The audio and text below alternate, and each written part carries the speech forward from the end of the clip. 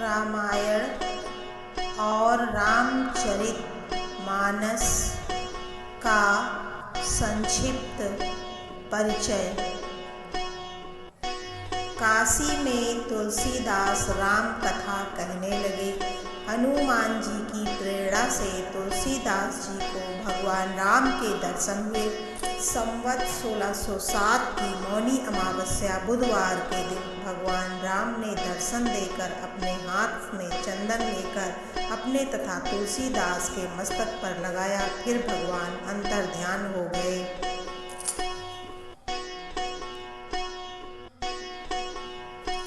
संवत 1628 में हनुमान जी की आज्ञा से तुलसीदास अयोध्या की ओर चल पड़े।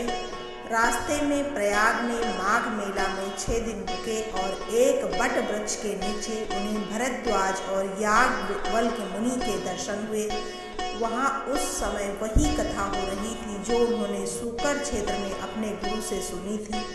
वहाँ से काशी आए एक ब्राह्मण के घर निवास किया।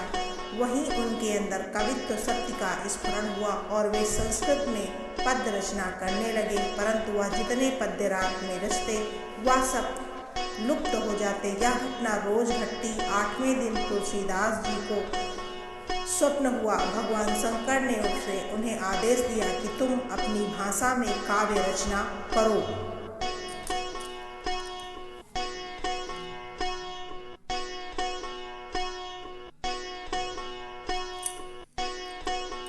उसी समय भगवान और पार्वती उनके सामने प्रकट हुए। तुलसीदास जी ने उन्हें साष्टांग प्रणाम किया।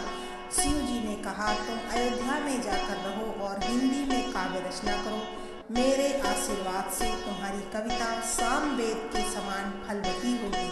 इतना कहकर गौरी शंकर अंतर्ध्यान हो गए। तुलसीदास काशी से अयोध्या चले आए।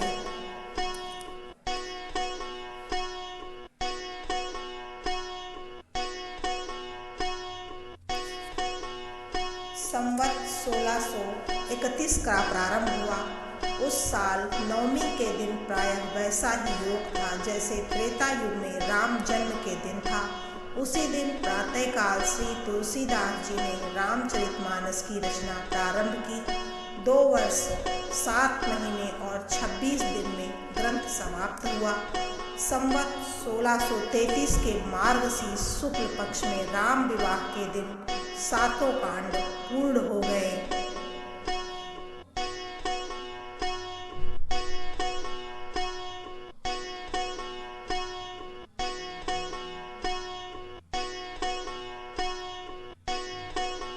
भगवान की आज्ञा से तुलसीदास काशी चले आए।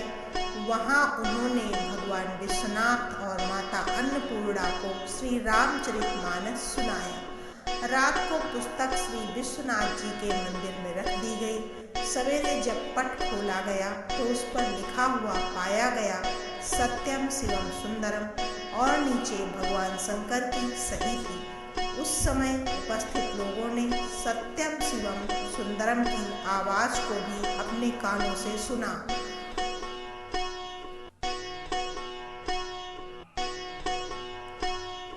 इधर पंडितों को तुलसीदास जी से ईर्ष्या हुई और वे तुलसीदास जी की निंदा करने लगे, पुस्तक को नष्ट करने का प्रयत्न करने लगे। तुलसीदास की कुटी के आसपास चोर भेजने लगे। तभी तुलसीदास की कुटी के पास 2 वीर धनुष बाण लेकर पहरा देते रहे थे। तुलसीदास ने अपने लिए भगवान को कष्ट हुआ जान कुटी का सारा सामान लुटा दिया। पुस्तक अपने मित्र टोडरमल के यहाँ रख दी। इसके बाद उन्होंने एक दूसरी प्रति लिखी। उसी के आधार पर दूसरी प्रतिलिपियाँ तैयार की जाने लगी। पुस्तक का प्रचार दिनों दिन बढ़ने लगा।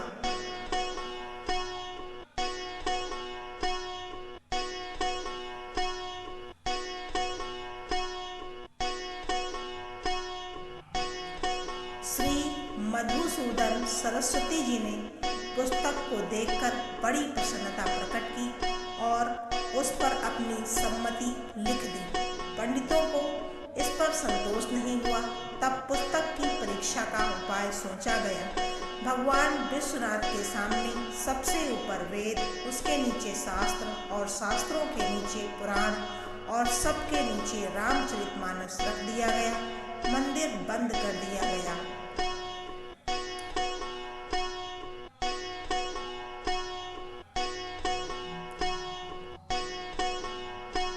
प्रातःकाल जब मंदिर खोला गया तो लोगों ने देखा कि रामचरितमानस वेदों के ऊपर रखा हुआ है।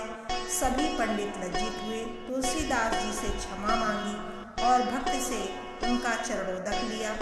तुलसीदास जी अब अस्सी घाट पर रहने लगे। रात को एक दिन कलयुग मूर्त रूप धारण करके उनके पास आया और उन्हें त्रास देने लगा।